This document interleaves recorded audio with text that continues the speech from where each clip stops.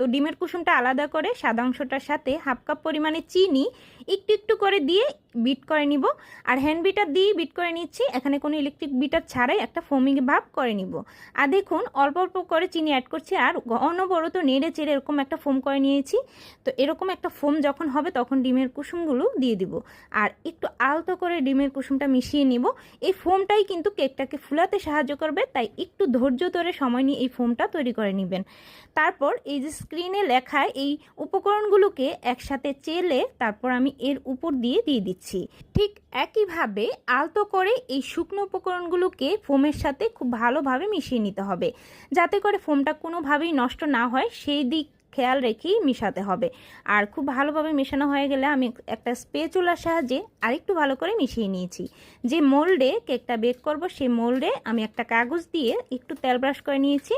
আর এখানে একটা বড় হাঁড়িতে আমি কেকটা বেক করব, যেহেতু ওভেন ব্যবহার করব না তাই যেই হাঁড়িতে আমি কেকটা বেক করব সেই হাঁড়িটা ভালোভাবে গরম করে নিতে হবে 15 থেকে 20 মিনিটের মতো। নিচে কিছুটা বালি দিয়ে তার উপর স্টেন দিয়ে প্রায় মিডিয়াম লোয়ের মাঝামাঝি চুলার আঁচটা রেখে বেক করে নিয়েছি। 35 মিনিটের মতো সময় লেগেছে। আর কেকটা কত সুন্দর হয়েছে, একটা শাসলিক কাঠির সাহায্যে দেখিয়ে দিলাম, ভিতরটা কিন্তু একদম খুব ভালোভাবে হয়ে গেছে।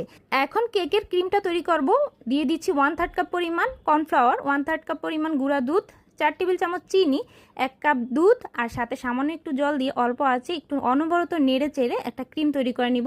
তবে খুব বেশি যেন ঘন না হয়ে যায়, এরকম লিকুইড থাকা অবস্থাতেই নামিয়ে খুব ভালো মতো প্রথমে ঠান্ডা করে ব্লেন্ডার জারে নিয়ে খুব ভালো মতো পেস্ট করে নিয়েছি। এটা কিন্তু খুব বেশি সময় রাখা যাবে না, যখন কেকটা আপনি মোল্ড আউট করবেন আর কেকের স্লাইসগুলো করার পরই কিন্তু এই ক্রিমটা ব্লেন্ড করে নিতে হবে, কারণ এটা ব্লেন্ড করার সাথে সাথেই বসে যায়। এদিকে কেকটা ঠান্ডা হয়ে গেছে আর আমি এর থেকে 3টা স্লাইস করে নিয়েছি আর কতটা নরম হয়েছে দেখুন।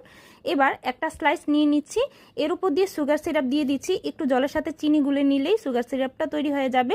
তো আমি পুরোটার মধ্যে একটু ভালো করে দিয়ে দিলাম, তারপর ক্রিম দিয়ে একটা লেয়ার করে নিচ্ছি। ঠিক একইভাবে আরেকটা স্লাইস দিয়ে তারপর লেয়ার করে চারপাশটাতে একটু ক্রিম লাগিয়ে দিচ্ছি।